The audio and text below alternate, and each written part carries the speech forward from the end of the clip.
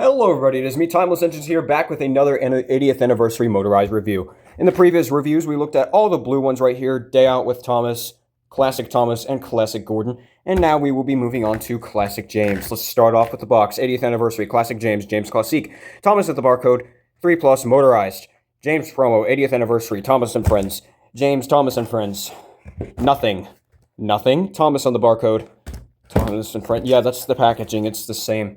Now we have James's fat self removed from the packaging. It was very difficult to haul him out of there.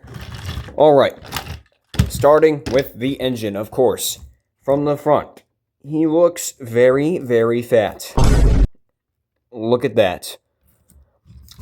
We've got the black buffers, glad those are back. White running board. I do like the face. Unfortunately, the print quality on mine is very bad. And there's even like a little smudge right there by the pupil. This is a very James face. Gordon's face, like I said, I liked it. It definitely looked like a Gordon face. But it's not a face that Gordon would make. This does look like a face James would make. Very, very nice face. It's the only thing that the front has going for it. And the white running board, too. It's just, when you look at that body, like, he's so fat. Stop eating, James. Alright, now the side, it doesn't get much better. Wheel arches. This wheel arch is supposed to be lined up with this one. It's covering more of this one than it is this one. And it goes like that the whole way back. This one is supposed to be over this dummy one, but it's more over the driving wheel. And then this last, like, half arch just has nothing, basically. Yeah, I don't like that. It's annoying. We have dummy wheels at the front here. Now, that is nice. I'm glad we have that now. I'm surprised we haven't gotten that until now. Seems like such an easy detail. Oh, there's a little bit of grass under his face. Alright, I got it off. Bolt detailing again. Like I've said, for Thomas and Gordon, they tackled it much better here than they did on the talking engines. Handrails. Nice gold striping. Once again, though, like Gordon, it doesn't exactly line up. That's just a result of Mattel's print quality. Gold dome here. I do like this a lot. Firebox is huge. I think that's where a lot of the weight is going. Wow. Cab is small. If they made that cab just a little bit longer, it wouldn't fix the wheel arches that much. But if, like, let's just say the firebox ended at where the handrail ends. And then the cab went up to there. I feel like that might be better. But I don't know. I don't design these toys. I don't know what goes on in the Mattel toy designing department. They know more than I do, I guess. Back here, that's filled in with black. On the All Engines Go one, that was just all red, which I think was accurate to All Engines Go. But now we're looking for more of a CGI design. So I do like this black filled in area. The All Engines Go James has a much bigger, not window, but curve right here. They really had the shape down with this. Like, obviously, like, it wouldn't match CGI James, but, like, this feels more James than this one does. But we're not doing the comparisons yet. Yeah, that was the back. Super long coupler.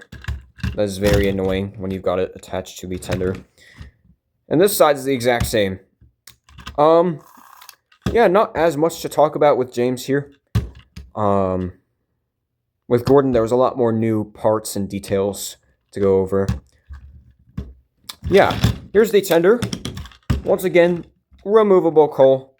I think it's growing on me. The idea of removable coal. It's just like, at this point, now they got to make like a coal hopper set. Like, include James, and then like a coal truck, and have it so the coal could dump in. That'll give these removable coal tenders a lot more purpose. Maybe they'll do that, I don't know.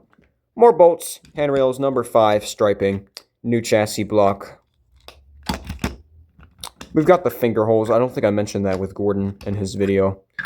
They're definitely annoying, but some people just won't want to do this. They want to leave their tender on the track at all times.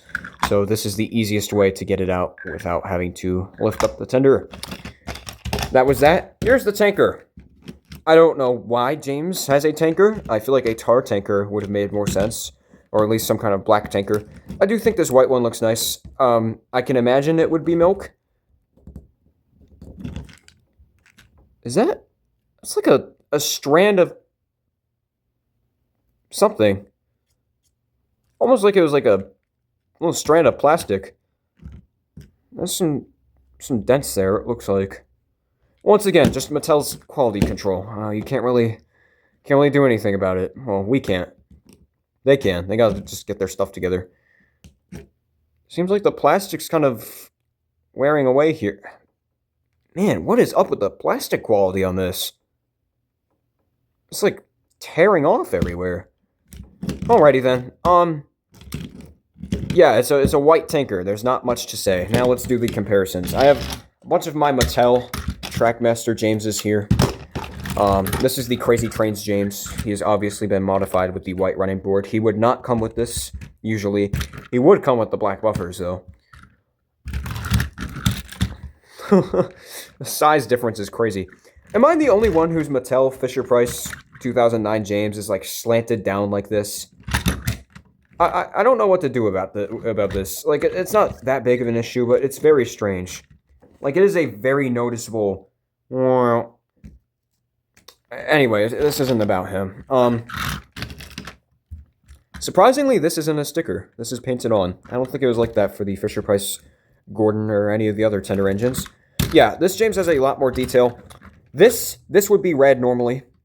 You know what? Let's pull in this James. He has a lot of the same paint details of the original one would have. So see, this is all red here. This is black on the inside now. Obviously, the cab isn't open. There's like a little indent, but that's it. This cab is open. Much more accurate face on this one. White running board. Something I noticed with Gordon and James is that they don't have the lamp irons. That is very strange.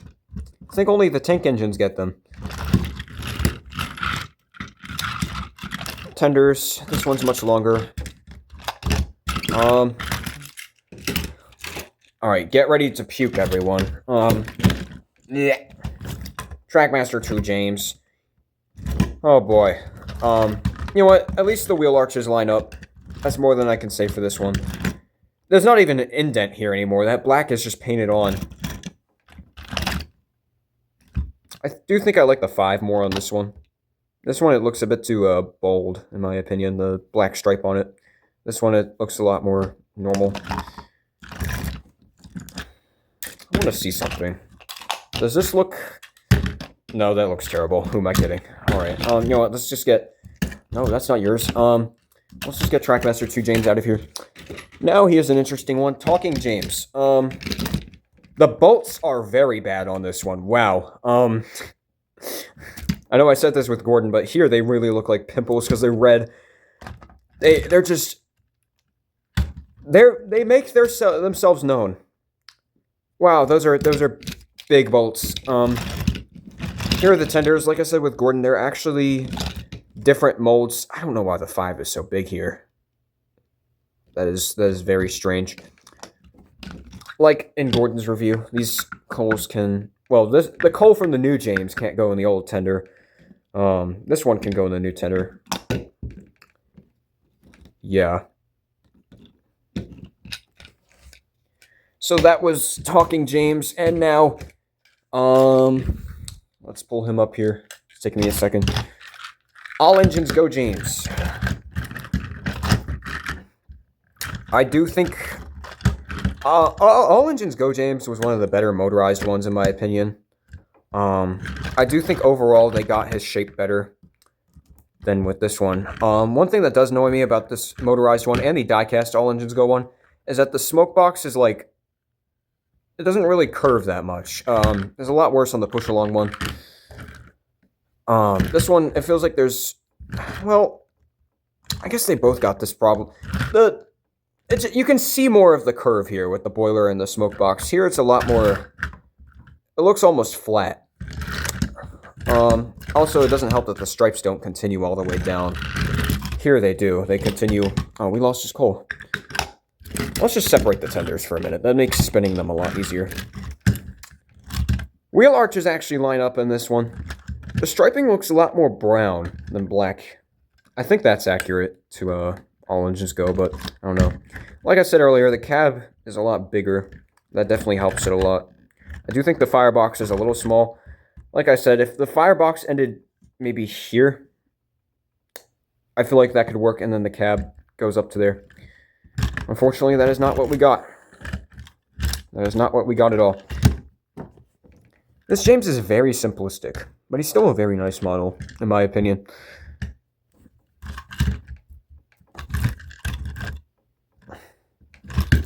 One more look at the front. Alright, and here are the tenders. This one is taller. I think that definitely helps it.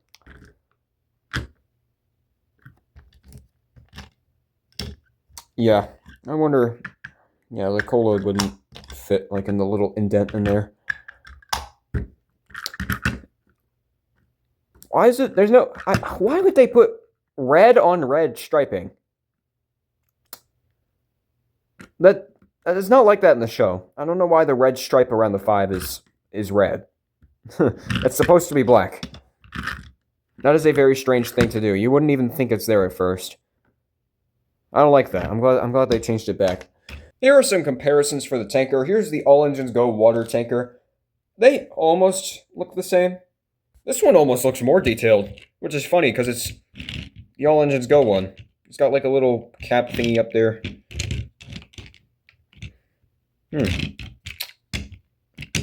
Interesting thing about this one is that it can spin and it can be removed and just turned in. Like the tanker is a cargo piece, not like an actual attachment. Here's the TRACKMASTER 2 water tanker. It's a troublesome one. I really wish this one had a face. It would have been cool.